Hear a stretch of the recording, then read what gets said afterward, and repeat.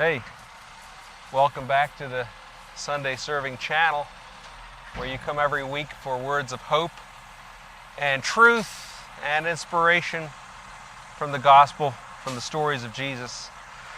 And I think we're talking about some of the miracles that are recorded in the Gospels, the Gospel of Matthew, the healings, like the healing of the leper.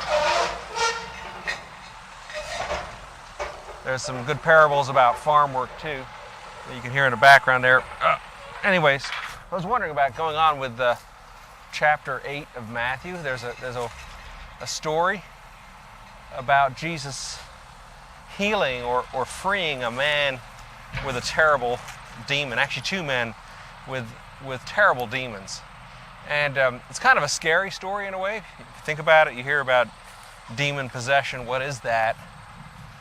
And this story actually goes to great lengths to tell how terrible that was. And it's found in the Gospel of Matthew and Mark and in Luke. And actually, the Gospel of Mark, chapter 5, there's a few more details. So let's read it from Mark. Mark 5, here's the story. Jesus heals a demon-possessed man. Let's think about what that means and how can we find hope out of that. It says they went across the lake to the region of the Gerasenes. That's right across the lake, the Galilee lake, from where Jesus had been teaching at Capernaum. When Jesus got out of the boat, a man with an impure spirit came from the tombs to meet him. Another translation says a demon-possessed man came to meet him. Out of the tombs, it says. So this man was living in the tombs. Imagine that. This man lived in the tombs, and no one could bind him anymore, not even with a chain. So he must have been in prison maybe, because he was so violent, and they tried to chain him up, and they couldn't. They couldn't hold this guy down.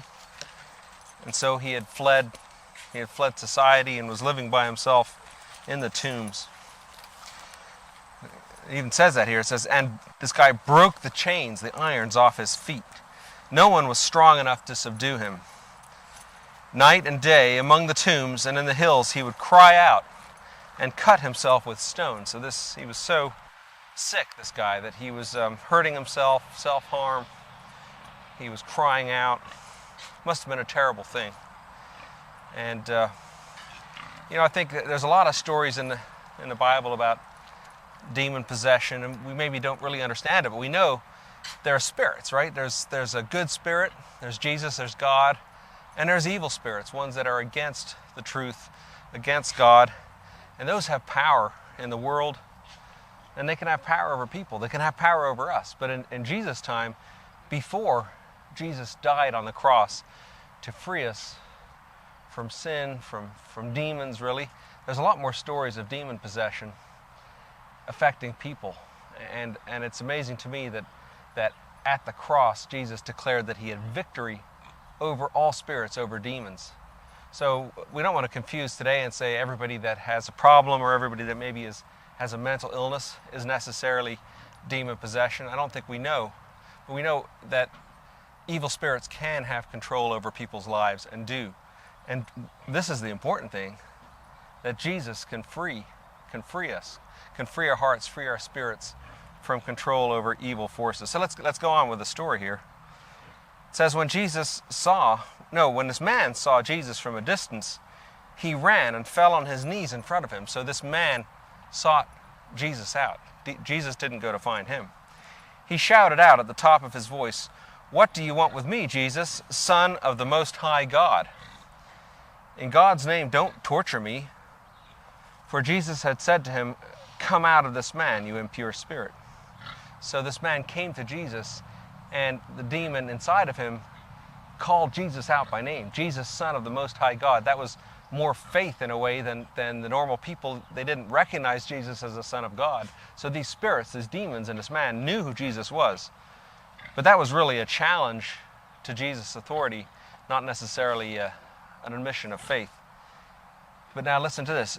Jesus asked him, "What is your name?" "My name is Legion," he replied, "for we are many." So again, it's the demons talking, not this man. He's saying, "I'm Legion." That means thousands. more than one. And he begged Jesus again not to send him out of the area. So the demons talked to Jesus and begged them to leave him alone. A large herd of pigs was feeding on the nearby hillside. So the pigs were free-ranging, not like these here, tranquil scene in their pens, but they were feeding on the hillside. And the demons begged Jesus, "Send us among the pigs. Allow us to go into them." He gave them permission, and the impure spirits came out and went into the pigs. The herd, of about 2,000 in number, rushed down a steep bank into the lake and were drowned. Imagine that scene. So I'm sure there were people herding the pigs, taking care of them. That's a large herd of pigs, 2,000 pigs. And Jesus gave permission to these demons, and they left the man, and they went into the pigs, and the pigs rushed down the hill into the lake and were drowned. And I've been there to that, where they say that happened in Israel. It's quite an impressive sight, very steep hills going down to the lake. So imagine what the people felt when they saw that happening. And it says those tending the pigs ran off and reported this in the town and the countryside, and the people went out to see what had happened. When they came to Jesus, they saw the man who had been possessed by the legion of demons sitting there, dressed, and in his right mind. And they were afraid. Now think of that reaction. We see the power of Jesus at work, healing, casting out demons. Why is it that sometimes the power and the work of God causes fear in us? Is it because we don't understand it? Is it because, what are we afraid of? Those who had seen it told the people what had happened to the demon-possessed man, and told about the pigs as well. Then the people began to plead with Jesus to leave their region. So they had the reaction, instead of saying, "Hey, Jesus, come live with us, come to our house, come to our towns. If you have the power to cast out demons, if you have the power to heal, we want you, we need you." But they begged Jesus to leave. They were afraid. They didn't want change. They didn't quite know what this might mean in their own lives. So think about that reaction. Are we afraid when we see the power of God at work? And is that right? Is there a different reaction we need? What about the man that was freed? Well, it goes on. It says, as Jesus was getting into the boat, the man who had been demon-possessed begged to go with him. Jesus did not let him, but said, "Go to your home, to your own people, and tell them how much the Lord has done for you, and how he has shown mercy on you." So the man went away and began to tell in the Decapolis how much Jesus had done for him, and all the people were amazed.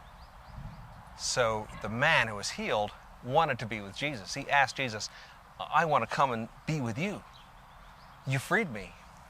And Jesus told him, "No, you're needed to go to your own people, to your family, to your village, and tell them what God has done for you." So that's interesting that the people of the towns had a bad, I would think, right? A bad request of Jesus. "Go away, we don't want you here." Jesus listened, he went away. The man who was healed had, to what my mind is a great wish. "I want to be with you, Jesus. I want to follow you. I want to stay by your side," because Jesus had freed him. But Jesus told him, "No, you go back to your home. That's where you're needed." So that's interesting that Jesus and God, sometimes when we ask for something, the answer we get isn't necessarily what we think is best for us, but it's always best to listen to Jesus. And I think Jesus knew, maybe he was telling this man, giving him peace in his heart, that I have power, Jesus is saying. I have power to cast out demons. I also have power to keep them away from you again. See, God has power to free, and that freedom allows us to flourish, to live. And maybe that reassurance of Jesus to this man enabled him to go back to normal life of his town, to find a job, to join his family, and to not have fear that these demons would come back, because Jesus had banished them. Perfect love of Jesus banished these demons, and perfect love will cast out fear. So let's think about that. That's why I think this is such a great story of hope. We shouldn't be afraid of reading about things like demon possession. We should have awe and joy in the power of Jesus to free even the worst case. There's always hope. There's hope of healing, hope of freeing, hope of a new life.